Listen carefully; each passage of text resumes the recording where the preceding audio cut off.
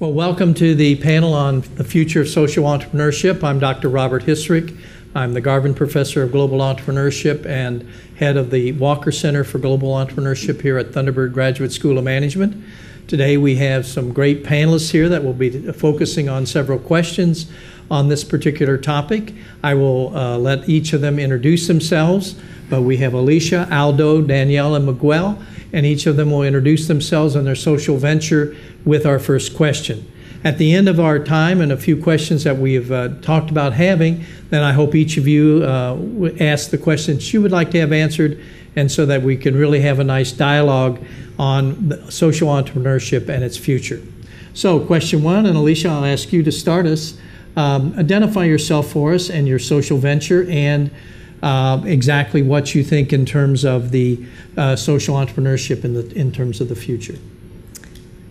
So my name's Alicia Marseille. I'm currently a business analyst for the Maricopa Small Business Development Center. In 2006, I actually started my social venture, social entrepreneur-based business, way before, I guess, the concept really became much more popular.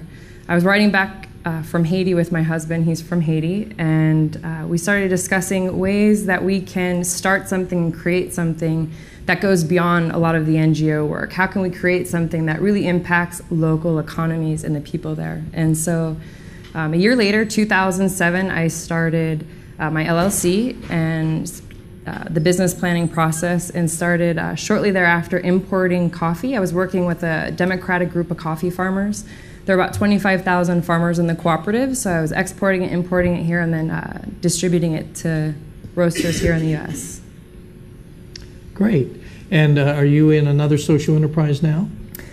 I'm currently working on another project in Haiti. It's based on sustainable tourism. Tourism is an industry that, despite economic downturns, still seems to do quite well. And so we're working on a model of sustainable tourism that is actually based on the global sustainable tourism criteria. It's something that can be scalable. It's really exciting. Yeah, I bet it is. Thank you. Naldo, how about yourself? It's a real pleasure to stay here with all of you, with all these wonderful entrepreneurs from over the world. It's a great honor to stay with the people from Thunderbird University and with the authorities. My name is Aldo Castillo. I'm an architect. I come from Mexico. I'm from Unitec, Mexico. And I'm CEO and founder of Ecoladrios Mexico. It's a company who produce and distribute sustainable products for the construction industry. With our products, we're reducing 30% the cost and the time in traditional construction. We design a house that we can build it in 8 days at a cost of $80,000. This kind of construction, we use it for create clinics or classroom for the people inside or outside the city with problems, with economic problems. So we go there and we try to make it a better quality of life in education or in healthy. Our company have a social responsibility with this, with the environment, because we want to change this kind of thing. The construction industry is one of the most polluting industries around the world, and we need to do something. I'm an architect, so we have a big responsibility in our hands, and we need to improve this, and we need to create new materials to resolve these problems in a future. Great. And how's your venture doing? It's so difficult. When I was talking with some of my business partners a few days ago, and we said being an entrepreneur is like to be a hero, because you don't have sometimes the money, or you don't have the relationship to create your idea, but you have this intention. You want to have the force to do it. You need to make effort and take risk. And I quit my job to start this adventure, or to follow my idea and my dreams. And I think it's one of the most beautiful decisions I ever had in my life, but at the same time it's one of the most difficult. now when I can see the construction of the sustainable construction that we made in Mexico, I think is one of the most important things that you can create or you can do for your society. So this venture it's amazing. I think it's one of the most beautiful things, and everyone, we have this idea or this thing to create something or to do something, but sometimes you don't have the strength to do it. So it's difficult, but I think it's one of the most important decisions in my life to create this company. Oh, great. And I'm sure you'll be very successful, and that's fun. Okay. Daniel, how about you? Would you identify yourself and your company? Yes, thank you. Good afternoon. It's a pleasure to be here. My name is Daniel Uribe. I am a biology major in Universidad Latina, which is in Costa Rica in Central America. I am the president and co-founder of Costas Verdes, which in English means green coasts. Costas Verdes is a nonprofit organization that is dedicated to coastal reforestation. Our goal is to reforest degraded coastlines through community involvement and empowerment.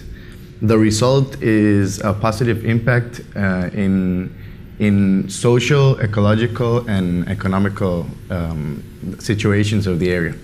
Please let me explain.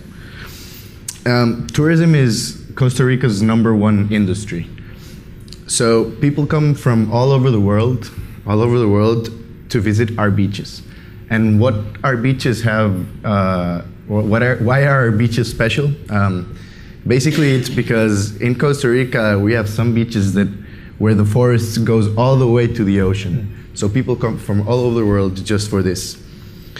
This generates a lot of job opportunities in coastal communities, which at the same time have very low income resources and suffer social risks, drug trafficking, drug consumption, and other threats have become ever more common.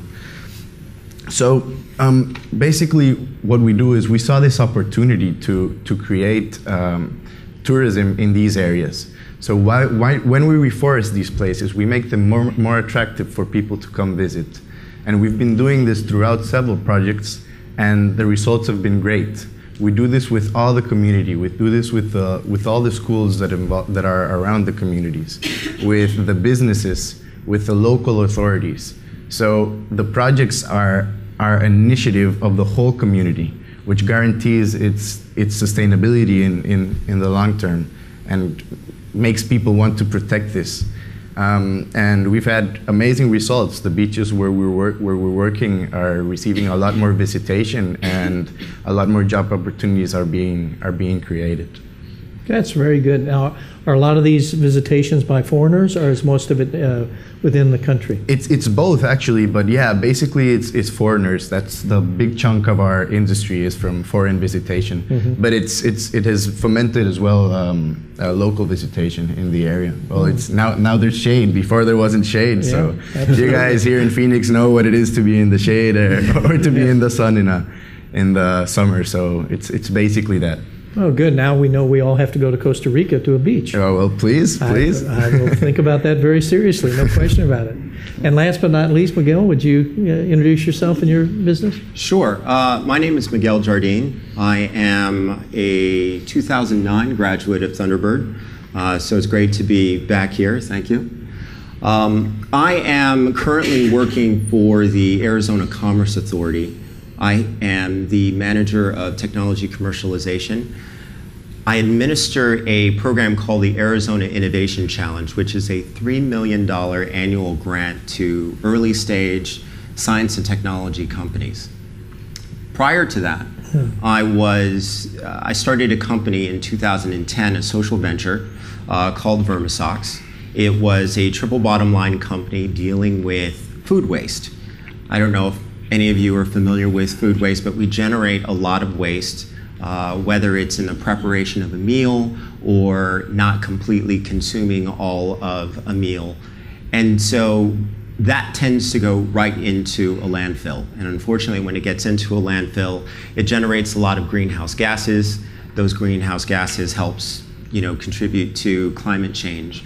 And so I developed a patent-pending process for converting that food waste into an organic soil. At the same time that you're creating that organic soil, though, you can grow in it. So what that does is it enables you to grow a crop, and instead of that crop depleting the soil, as is the case in agriculture, it's actually enhancing the soil. So at the end of the season, not only do you have a great crop, but you also have this very high value soil. That whole process is done with very little use of water.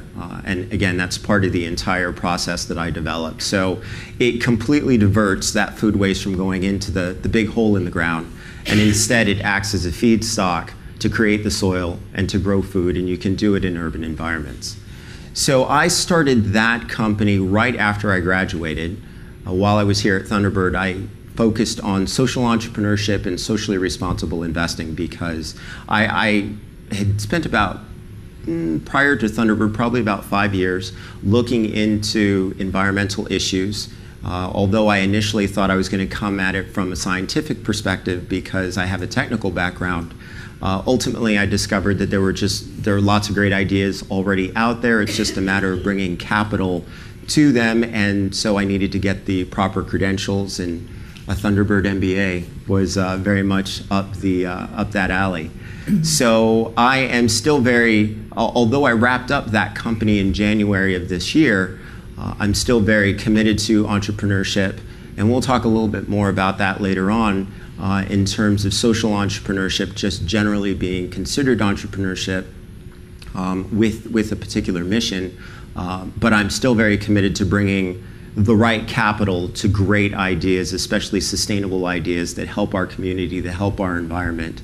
And that's one of the reasons why I'm excited to be part of the ACA, the Arizona Commerce Authority. Great. Well, thanks. And I'm glad that you are too, and I look forward to seeing what kind of ventures you fund with the $3 million. That's going to be great. Some great ones. Miguel actually was in my class, so it's always good to have him back, and he actually still talks to me, so that's even better. I do. Yes.